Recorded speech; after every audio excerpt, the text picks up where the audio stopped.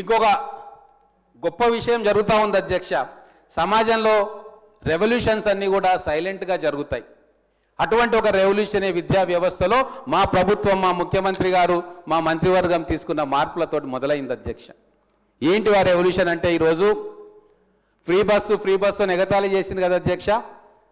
Free bus తోటి ప్రతి సగటు మహిళ ఈరోజు తెలంగాణలో 150 కోట్ల ఫ్రీ ట్రిప్స్ అయితే ఆ డబ్బు ఎక్కడికి పోతుంది అనుకున్నారు అధ్యక్ష? 5,000 కోట్ల రూపాయల డబ్బు మా ఆడపడుచుల దగ్గర జమైతే దాన్ని అది కూడా సర్వే చేస్తున్నాం అధ్యక్ష.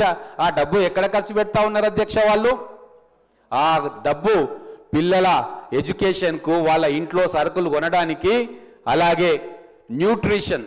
మీరు నెక్స్ట్ 1 or 2 ఇయర్స్లో లెక్కలు తీయండి అధ్యక్ష. మాల్ న్యూట్రిషన్ రేటు ఎంత తగ్గుతుందో చూడండి. సేవింగ్స్ చేసుకుంటున్న డబ్బులను మా మహిళలు, మా ఆడపడుచులు, అక్కలు, చెల్లెళ్ళు పిల్లలకు మంచి ఆహారాన్ని ఇవ్వడానికి కూడా ఖర్చు పెడతా ఉన్నారు.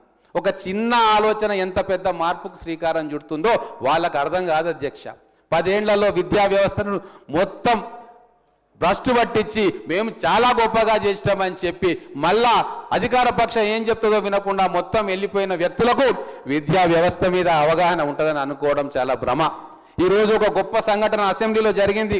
మా తోటి శాసనసభ్యులు అందరూ కూడా అసెంబ్లీలో మీరు ఏం మాట్లాడతారు అంటే అందరూ కూడా మేము ఎడ్యుకేషన్ గురించి మాట్లాడతామని చెప్పి శ్రీధర్ బాబు గారిని రిక్వెస్ట్ చేయడం జరిగింది. అంటే ఒక మార్పు ఎంతగా మార్పు దోహదపడుతుందంటే ప్రతి శాసనసభ్యులు మా అధికార పక్షంలో ఉన్న వాళ్ళు ఈ ఎడ్యుకేషన్ ఇంప్రూవ్ చేయడం, విద్యా వ్యవస్థను బాగు చేయడం మా అందరి బాధ్యత, లక్ష్యం అని ప్రవర్తిస్తూ ఉన్నారు. వాళ్ళకు గ్రౌండ్ రియాలిటీస్ తెలుసు కాబట్టి ప్రభుత్వం చేస్తున్న మంచి పథకాలను, ఈ విద్యా వ్యవస్థలో తీసుకొస్తున్న సమూలమైన మార్పులను రాష్ట్ర ప్రజలకు చెప్పాలి, అందులో మా భాగస్వామ్యం ఉన్నదన్న విషయాన్ని కూడా చెప్పాలని చెప్పి అందరూ కూడా ఉత్సాహంతో ఎడ్యుకేషన్ సబ్జెక్టునే ఎంచుకుంటున్న తీరును చూస్తే అధ్యక్ష ఈ ప్రభుత్వం సరైన దారిలో పోతా ఉంది. మా శాసనసభ్యులు, మా నాయకులు కూడా సరైన దారిలో నడుస్తున్నారనడానికి ఇంతకంటే పెద్ద ఉదాహరణ అవసరం లేదు అధ్యక్ష.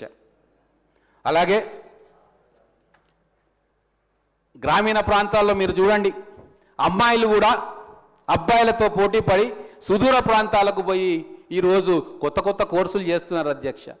నేను అడిగిన ఎడ్యుకేషనల్ ఎక్స్పర్ట్స్ని, లేదా హైదరాబాదులో, గచ్చిబౌలిలో, అమీర్పేట్లో, మిగతా ప్రాంతాల్లో ఉన్న టెక్నికల్ కోర్సెస్ కోచింగ్ ఇచ్చే వాళ్ళని అడిగితే వాళ్ళు ఒకటే మాట చెప్తా ఉన్నారు, అనూహ్యంగా ఈ సంవత్సరం టెక్నికల్ కోర్సెస్ చేసే అమ్మాయిలు, అబ్బాయిల సంఖ్య విపరీతంగా పెరిగింది అని.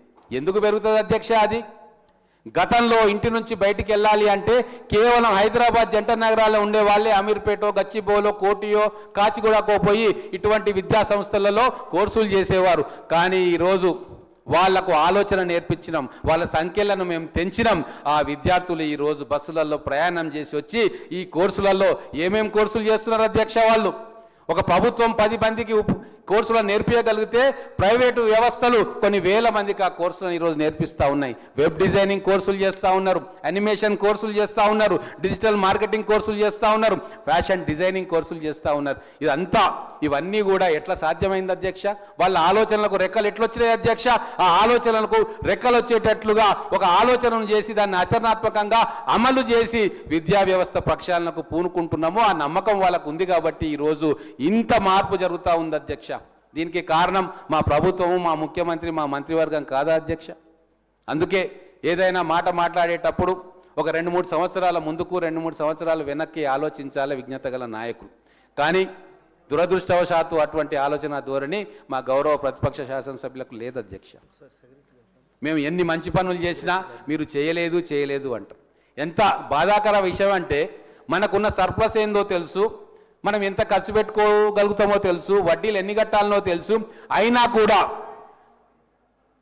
రాజకీయంగా దీన్ని మలచడాని కోసం మీరు మేనిఫెస్టోలో ఇది పెట్టిండ్రు ఎందుకు ఇయ్యలేదు, అది పెట్టిండ్రు ఎందుకు ఇయ్యలేదు, విద్యార్థులకు 3,000 అన్నారు, 10,000 అన్నారు, అన్నీ తెలిసి కూడా కేవలం రాజకీయ కోణంలోనే చూసి ప్రజల్లో చులకనవుతున్నారు అధ్యక్ష.